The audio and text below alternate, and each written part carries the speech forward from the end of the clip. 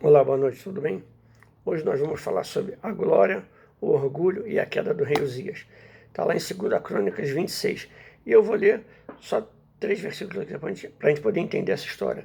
E diz assim: Era Uzias da idade de 16 anos, quando começou a reinar, e reinou 52 anos em Jerusalém. E era o nome de sua mãe Jecolias de Jerusalém. E fez o que era reto aos olhos do Senhor, conforme tudo que fizera Amazias seu pai. Porque deu-se a buscar a Deus nos dias de Zacarias, sabe nas visões de Deus, e nos dias em que buscou ao Senhor, Deus o fez prosperar. É esse o texto aí que eu queria falar. Então vamos falar desse moço aí, do rei Uzias. O nome Uzias significa o Senhor é a minha força.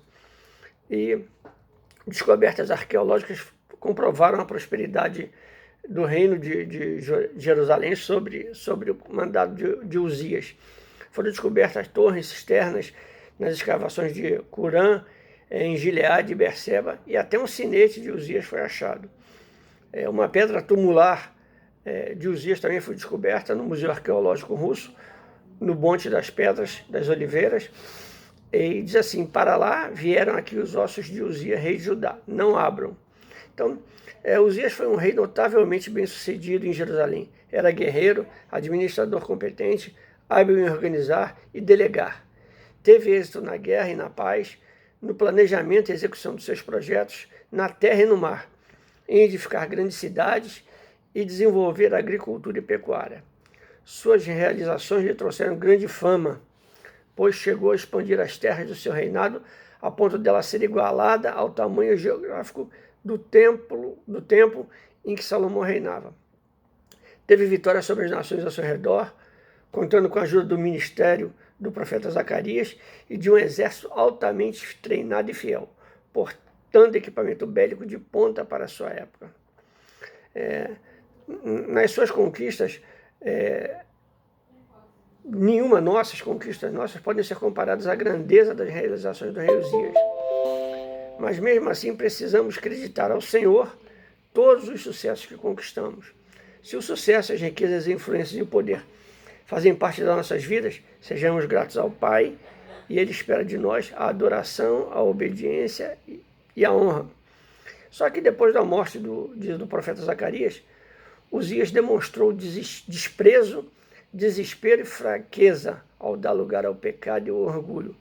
Ele superestimou a sua importância ao considerar que todas as conquistas que obteve eram por conta própria, vendo as coisas que aprendeu e deram certo.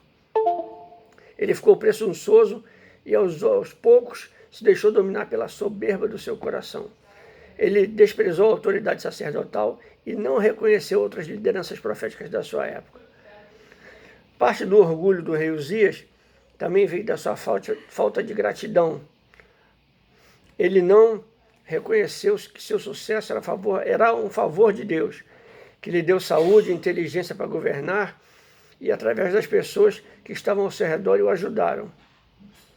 O rei Uzias falou feio ao querer acumular os atributos de rei e sacerdote ao mesmo tempo.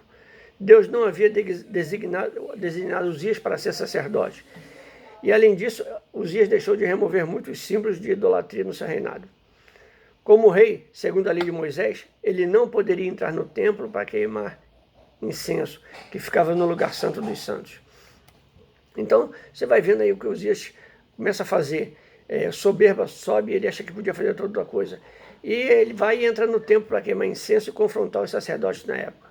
O que aconteceu com ele? Ele foi confrontado pelos sacerdotes, ficou leproso, se afastou do reinado, da cidade, passou a morar fora da cidade e morreu fora da cidade. Por quê? Porque ele desobedeceu a uma ordem do Senhor. O Senhor tinha dado uma ordem que você é rei, você não pode ir lá fazer sacrifício porque se pertence ao sacerdote. E o teu orgulho vai te matar. Então, mesmo após a sua morte e sepultamento, o rei Uzias permaneceu isolado. Ele, em vida, conheceu períodos de grande glória, mas por não dar crédito a Deus por suas vitórias e com a soberba de profanar o templo, passou a viver no ostracismo total e irreversível, se tornando leproso e morando num lugar isolado, afastado do seu reino até a morte. E O que aconteceu com ele foi isso, e ele perdeu toda a honra, toda a glória que Deus tinha dado a ele por causa da soberba, da arrogância e do orgulho. Então, para a gente concluir essa história, buscar a Deus é garantia de prosperidade. Desprezar a Deus significa cair em desgraça.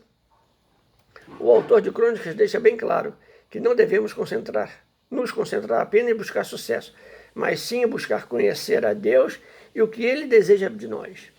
A fidelidade ao Senhor nos garante que Ele nos fará prosperar com riquezas, apesar dele nos abençoar com essas dádivas também, como vimos no exemplo de Uzias. O que Deus garante é que sempre que o buscarmos, desfrutaremos da sua prosperidade, de encontrá-la na perspectiva do amor, da paz, da razão. Essa é a nossa esperança.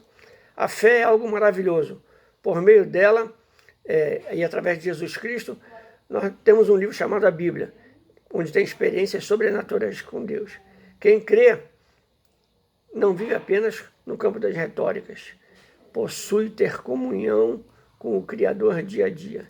Então, para a minha vida e para a tua, o que eu queria deixar é que você entenda que além da crença, além da história, além de tudo que a Bíblia relata, ela tem uma promessa para mim e para você. Ser fiel até a morte e te darei a coroa da vitória. Então, o que Deus está falando? Ser fiel, ser obediente, em meio às consequências, em meio às coisas todas que te acontecem, em meio à prosperidade que eu vou dar para você, não deixe isso subir para a tua cabeça. Que o teu orgulho não seja maior do que a tua humildade. Que o teu orgulho não seja maior que a submissão à minha pessoa, diz o Senhor. E é isso que Ele quer fazer, que você aprenda a obedecer para Ele te exaltar, te glorificar e te enriquecer. E essa mensagem eu quero deixar para você nessa noite. Eu quero te abençoar em nome do nosso Rei, Senhor e Salvador Jesus Cristo, e te dizer, ainda dá tempo.